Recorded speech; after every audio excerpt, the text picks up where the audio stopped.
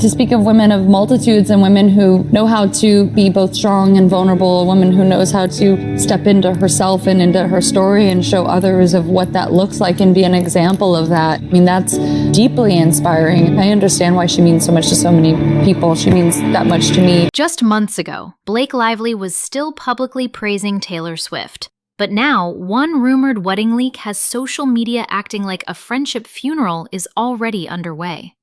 The second fans started seeing reports about Taylor and Travis's possible wedding plans, the internet did what it always does.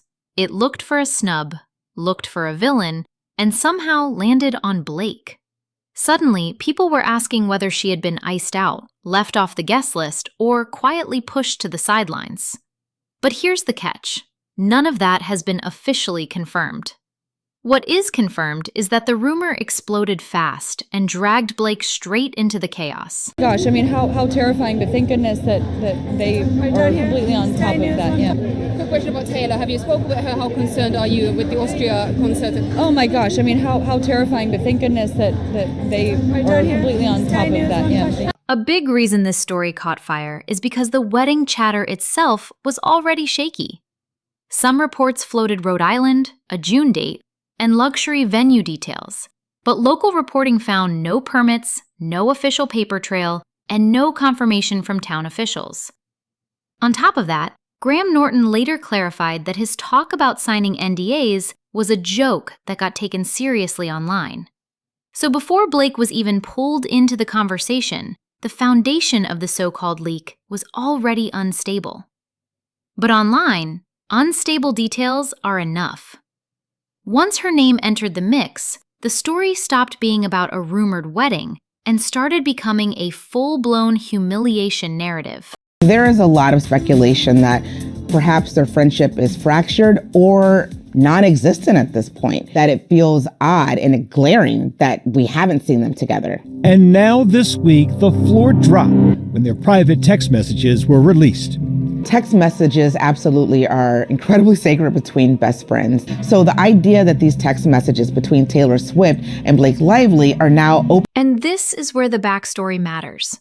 Blake and Taylor have already been under a microscope because of unsealed texts tied to Blake's legal battle with Justin Baldoni. Those messages suggested there had been some strain, with Taylor saying she felt a shift and missed her funny, dark, normal-speaking friend. But even that wasn't the full story. Reports also suggested that the same exchange showed them working through the tension. The problem is, social media rarely cares about the full story. It locks onto the fallout, ignores the repair, and then uses every new rumor as proof that the friendship is finished. That's why this wedding leak sent people into overdrive so quickly. No, I just am doing the album thing now, which is a big thing. Yes.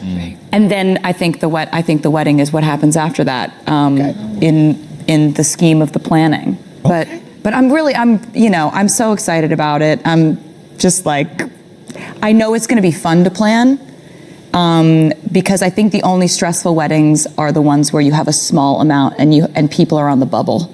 But Taylor's own public comments actually make the snub theory a lot messier. In her Graham Norton appearance, she joked that small weddings are stressful because people end up on the bubble, and she made it sound like she didn't want to do that at all.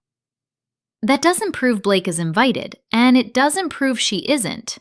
What it does prove is that the internet is turning rumor into certainty way too fast. Right now, the loudest part of this story is not confirmed drama, it's the reaction to the rumor. Blake may be trending, but the so-called humiliation still lives mostly in comment sections, theories, and sensational headlines. Signed so many NDAs. Graham explains during an Advertising Week Europe presentation March 25th per The Independent. I said that as a joke on the podcast, adding, I said, I've signed all these NDAs, and then it started getting reported as a serious thing in America. So the real takeaway is simple. This wasn't a confirmed celebrity fallout moment. It was a rumor, then a leak narrative, then an internet pile-on. And once again, social media turned a maybe into a full-blown scandal before the facts caught up.